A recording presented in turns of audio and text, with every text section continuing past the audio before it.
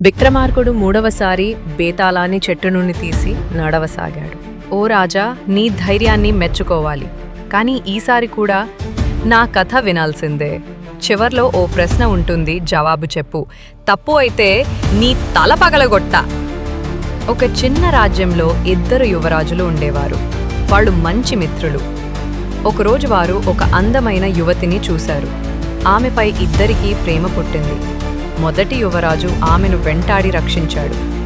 రెండవ యువరాజు తన రాజ్యాన్ని వదిలి ఆమె కోసం జీవించమన్నాడు. ఆమె తండ్రి ఇద్దరికీ ఓ పరీక్ష పెట్టాడు. ఆ పరీక్షలో మొదటి యువరాజు ఆమెకు తన ప్రాణాన్ని అర్పించేందుకు సిద్ధమయ్యాడు. రెండవ యువరాజు కూడా తన రాజ్యాన్ని విడిచాడు. ఇప్పుడు బేతాళుడి ప్రశ్న, ఈ యువతిని ఎవడు పొందవలెను? ప్రాణమర్పించినవాడు లేక రాజ్యం వదిలినవాడా? విక్రమార్కుడు ఆలోచించాడు.